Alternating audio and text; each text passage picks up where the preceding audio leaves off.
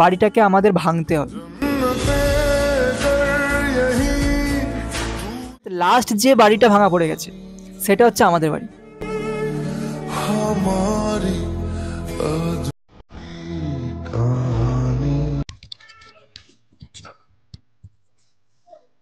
হে WhatsApp, কেমন আছো সবাই? আই হোপ কি সবাই ভালো আছো। তো কেন আমি ইউটিউব ছেড়েছিলাম, কী কারণই বা ছিল আমার ইউটিউব ছাড়ার টোটালি, তো সব কিছুই আজকের বলবো এই ভিডিওতে। তো তোমরা ভিডিওটা লাস্ট অবধি দেখতে থাকো, সব কিছু বুঝতে পারবে। তো আমি যখন ইউটিউব স্টার্ট করি, মানে যখন আমি ইউটিউব চ্যানেলটা খুলি আমার ফোনে, তো তখন আমি ক্লাস 9-এ পড়তাম। ক্লাস 9-এ শেষের দিকে বোধহয়। তো ক্লাস 9-এ পড়তাম, তখন ইউটিউব চ্যানেলটা স্টার্ট করি। আর আমি একজনকে দেখে ইন্সপায়ার হয়েছিলাম, তো তাকে দেখে আমি ইউটিউব চ্যানেলটা স্টার্ট করি। ভালোই প্রথম আমি মানে কী ভিডিও বানাবো বা কেমন ভিডিও বানানো উচিত, তো সেসব বিষয়ে আমি ঠিক আমার এতটা ধ্যান ধারণা ছিল না। যেইভাবে পারতাম সেইভাবে ভিডিও বানাতাম। মানে ভিডিওর কোনো রকম কোনো ক্যাটাগরি ঠিকঠাক ছিল না, অর্থাৎ কখনো কখনো ভ্লগ বানাতাম, কখনো কখনো এন্টারটেনমেন্ট ভিডিও বানাতাম, বা কখনো কখনো প্র্যাঙ্ক ভিডিও বানাতাম, আবার কখনো কখনো শর্ট ফিল্মও বানিয়েছি। ঠিক আছে, তো তখন 3 থেকে 4 মাসের মাথায় মোটামুটি ভালোই আমার চ্যানেলটা গ্রো হয়েছিল। ঠিক আছে, 2-3 মাস, 3 থেকে 4 মাসের মাথায় আমার চ্যানেল প্রায় 500, 600 সাবস্ক্রাইবার ক্রস করে গিয়েছিল। তো তাও আমাকে ইউটিউব চ্যানেলটা ছাড়তে হয়েছিল। কেন ছাড়তে হয়েছিল এবার বলি। আমাদের বাড়িটা, মানে আমি যেখানে থাকি, আমাদের বাড়িটা, তো আমাদের বাড়িটা হচ্ছে রোড সাইডে। রোড সাইড মানে একটা রোড আছে, মানে যেটা ন্যাশনাল হাইওয়ে NH 117। ঠিক আছে, সেই রোড সাইডে, অর্থাৎ রাস্তার ঠিক পাশে। ঠিক আছে, রাস্তার 4 থেকে 5 ফুট ছেড়ে আমাদের বাড়িটা, দোতলা পাকার বাড়ি। এবারে ইউটিউব চ্যানেলটা খোলা হলো, ভিডিও টিডিও সব কিছু বানানো হচ্ছে, আর চ্যানেলটা ভালোই গ্রো হচ্ছে। আর আমার ফ্যামিলি আমাকে সব দিক থেকেই মোটামুটি সাপোর্ট করেছে। কোনো দিন এমন হয়নি যে না তুই এটা করতেছিস, এটা করিস না, বা তুই পড়াশোনার দিকে মন দে। পড়াশোনায় আমি ভালো ছিলাম, তো আমার ফ্যামিলি আমাকে সাপোর্ট করতো, যেটা করতাম সেটাই সাপোর্ট করতো। আমি আমার পড়াশোনার দিকটা আমি সেটাও চালাতাম, আমি ইউটিউব সোশ্যাল মিডিয়ার জায়গাটা এটাও চালাতাম। তো কোনো রকম কোনো আমার ফ্যামিলি থেকে কোনো রকম কোনো বাধা আসেনি, প্রথমে বলে রাখি। মানে এই নয় যে আমার ফ্যামিলি আমাকে বাধ্য করেছিল ইউটিউবটাকে ছাড়তে, সেরকম কোনো কিছুই না। তো আসলে যেটা বলছিলাম, যে আমার বাড়িটা হচ্ছে একটা রোড সাইডে, রোড থেকে 4 থেকে 5 ফুট ছেড়ে আমার বাড়িটা। তো ক্লাস 10-এ তখন আমি পড়ি। ক্লাস 10-এ তখন হচ্ছে মাধ্যমিক পরীক্ষার সময়। তো আমি একটা ইউটিউবে পোস্টও করেছিলাম যে হচ্ছে গাইস, আমার মাধ্যমিক পরীক্ষা খুব শীঘ্রই আসছে, তার জন্য ভিডিও এখন আপলোড দিতে পারবো না। ঠিক আছে, মাধ্যমিক পরীক্ষা শেষ হলে আমি আবার কন্টিনিউ আমার ভিডিও আপলোড করতে পারবো। তো মাধ্যমিক পরীক্ষা যখন চলে আসলো, ভিডিও তখন আমি আর আপলোড করছি না, মানে ভিডিওটির দিকে তখন আর আমি এত মন দিচ্ছি না, দেইনি। তখন আমি আমার মাধ্যমিক পরীক্ষাটাকেই বেশি ফোকাস করছিলাম। তো তারপর হঠাৎ একদিন আমার মাধ্যমিক পরীক্ষা হলো, মাধ্যমিক পরীক্ষা শেষও হয়ে গেল। ঠিক আছে, মাধ্যমিক পরীক্ষা শেষ হওয়ার 1 থেকে 1.5 মাসের মাথায় হঠাৎ একদিন, তখন আমি ভিডিও বানানো আবার কন্টিনিউ করেছিলাম। মাধ্যমিক পরীক্ষা শেষ হয়েছিল, তখন আবার ভিডিও আমি কন্টিনিউ করেছি। তো 1 থেকে 1.5 মাসের মাথায় আমাদের বাড়িতে একটা নোটিশ আসে। নোটিশটা কি না, আমরা যেখানে থাকি সেখানে একটা নদী আছে। নদী বলতে গেলে সেটাকে নদী বলা যায় না, ঠিক খাল মতো আছে। তো তার উপরে একটা ব্রিজ আছে, এবং ব্রিজের অবস্থাটা খুব একটা ভালো ছিল না। তো ব্রিজটাকে সারাই করতে হবে।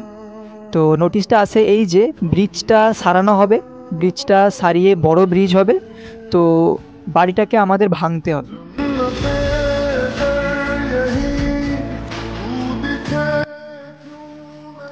বাড়িটাকে আমাদের ভেঙে দিতে হবে। আর কতটা পর্যন্ত, মানে নদী আমাদের বাড়ি থেকে অনেকটাই দূরে, প্রায় 5 মিনিটের রাস্তা, পায়ে হাঁটা রাস্তা 5 মিনিটে। তো সেখানে ব্রিজ হবে, আর ভাঙতে হবে আমাদের বাড়ি পর্যন্ত। মানে একবার ভেবে দেখো, নদীটা 5 মিনিট হাঁটা রাস্তা দূরে, এত দূরে নদী। ঠিক আছে, ব্রিজ হচ্ছে, মানুষের সহযোগিতা হবে, ভালো হবে। ব্রিজটা খারাপও ছিল, ভাঙা ভাঙা ছিল।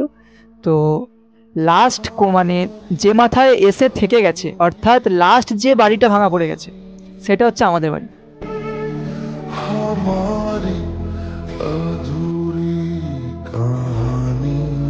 মানে লাস্ট।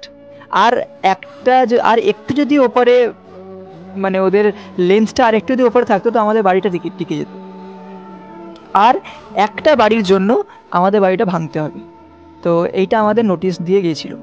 তো নোটিশটা দেওয়ার পর আমরা সবার সঙ্গে আলোচনা করলাম, ঠিক আছে, আমার যারা রিলেটিভ আছে সবার সঙ্গে আলোচনা করলাম। আলোচনা করার পর যারা পাড়া প্রতিবেশী আছে তারা আমাদেরকে বলল যে দেখ, সবসময় তো এরকম নোটিশ দিয়ে যায়, এই করবে সেই করবে, বাট আলটিমেটলি কিছু হয় না। তো আমরা সেই ভেবে এতটাও ওটার প্রতি এত জোর দিইনি যে হ্যাঁ বাড়িটা ভাঙতে হবে। সত্যি আমরা ভাবছিলাম হয়তো লাস্ট মাথায়, আমাদের বাড়িতে একদম লাস্ট মাথায় আছে, একটু কনসিডার করে দিতেই পারে, একটু ছেড়ে হয়তো বাড়িটা হয়তো আমাদের ভাঙাটা যাবে না, যেহেতু আমাদের এটা বসতি বাড়ি, ঠিক আছে।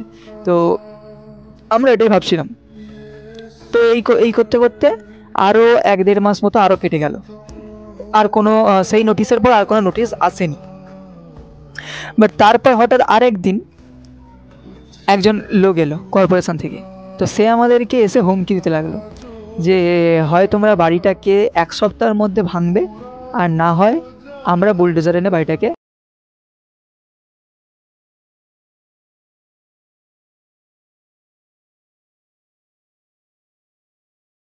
বুঝতে পারছো? এইরকম আমাদের কাছে একটা হুমকি এলো। তো আমরা তো এর বিন্দুমাত্র কোনো নিশানা খুঁজে পাচ্ছিলাম না যে কি করব তখন। কারণ একটা পাকার বাড়ি, দোতলা পাকার বাড়ি, একটা বসতি বাড়ি, মানুষের কাছে কিছু নেই থাকুক, তার মাথার উপর ছাদটা আর পরনের কাপড়টা মানুষের প্রয়োজন। তো সেই মাথার উপর ছাদটাই আমাদের কাছ থেকে কেড়ে নেওয়া হয়েছিল। তো তখন আর কিছু বলার ছিল না, যেহেতু সরকার থেকে এটা একটা নোটিশ পাঠিয়ে দিয়েছে, আর যে কর্পোরেশন থেকেও লোক এসে বলে দিল। তো তখন আমরা এটাকে সিরিয়াসলি নিয়ে নিয়েছিলাম। তার আগে অবধি কিন্তু আমরা সিরিয়াসলি নিইনি। আমরা ভাবছিলাম হ্যাঁ এসেছে, ব্রিজ হবে, ঠিক আছে, একটা বাড়ির আগে না হলে একটু করে দিবে। কিন্তু না, উনি এসে আমাদের বাড়িতে বলে গেল যে 1 সপ্তাহের মধ্যে বাড়িটা ভাঙতে হবে, না হলে বাড়িটা তারা বুলডোজার দিয়ে ভেঙে দেবে। তো এটা শুনে অনেকটা কষ্ট পেয়েছিলাম, অনেকটা হতাশ হয়েছিলাম। তো তারপর আমার বাপি, উনি কী করলো না, একটা বাড়ি ভাড়ার জন্য গিয়েছিল। কারণ 1 সপ্তাহের মধ্যে বাড়িটা ভাঙতে হবে, তো আমাদের বাড়িটাকে খালি করতে হবে। আমাদের একটা বাড়ি থাকা মানে বুঝতেই পারছো, একটা বাড়িতে, নিজের বাড়িতে কত জিনিসপত্র থাকে। তো সেগুলোকে একটা নিয়ে একটা জায়গায় যেতে হবে। আর হ্যাঁ, আরেকটা কথা, তখন আমার দিদি প্রেগনেন্ট ছিল আর আমাদের বাড়িতে এসেছিল। 1-2 মাসের জন্য আমাদের বাড়িতে এসেছিল, আমাদের বাড়িতেই তখন থাকতো। তো সেই সময় সেই প্রেগনেন্ট মেয়েটাকে নিয়ে কোথায় যাব, কি করব, টোটালি আমাদের মাথা থেকে আমাদের মাথায় আকাশ ভেঙে পড়ে গিয়েছিল বাড়িটা যখনই ছেড়ে দিতে হবে শুনলাম। এত কষ্ট করে, এত সব কিছু, এত স্মৃতি এই বাড়িটার সঙ্গে, একটা বাড়ির সঙ্গে অনেক কিছু জড়িয়ে থাকে, কত স্মৃতি, কত ছেলেবেলার কত কথা, সব কিছু এই বাড়ির সঙ্গে আমাদের জড়িয়ে আছে। কিন্তু যখনই শুনলাম ওই বাড়িটাকে আমাদের ভাঙতে হবে, আর আমার দিদি আমাদের সঙ্গে তখন থাকতো, একটা প্রেগনেন্ট, তো তাকে নিয়ে হঠাৎ করে কোথায় যাব, কি করব, কোথায় বাড়ি ভাড়া নেব, তো এইসব নিয়ে আমরা ভীষণ একটা খারাপ পরিস্থিতির মধ্যে যাচ্ছিলাম। তো তারপর একটা বাড়ি আমাদের ঠিক করা হলো, একটা ভাড়া বাড়ি একটা ঠিক করা হলো। তো 1 সপ্তাহের মধ্যেই আমরা বাড়িটাকে ছেড়ে দিলাম। আর 1 সপ্তাহ পর লোক এলো বাড়িটাকে ভাঙার জন্য। আমরাই ঠিক করেছিলাম বাড়িটা ভাঙার জন্য, কারণ কর্পোরেশন থেকে লোক পাঠাতো, তাহলে বুলডোজার দিয়ে একেবারে বাড়িটা পুরো ভেঙে গুড়িয়ে দিত, কোনো কিছু অবশিষ্ট থাকতো না।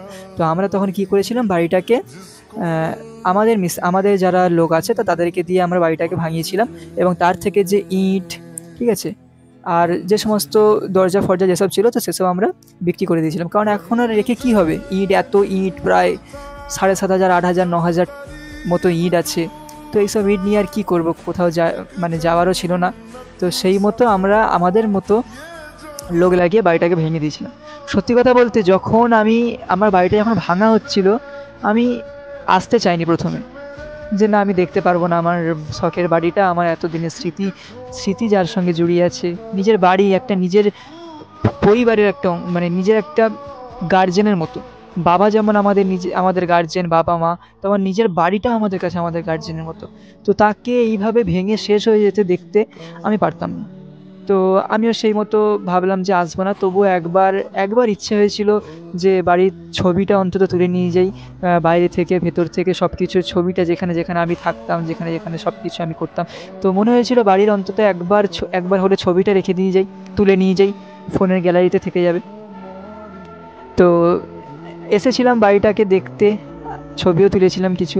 তারপরের ১ থেকে ২ সপ্তাহের মধ্যে বাড়িটা টোটালি শেষ হয়ে গেছিলো। মানে যেখানে আমার বাড়িটা ছিল, এত বড় দোতলা পাকার বাড়ি ছিল, সেখানে আর কিছু নেই, টোটালি শেষ।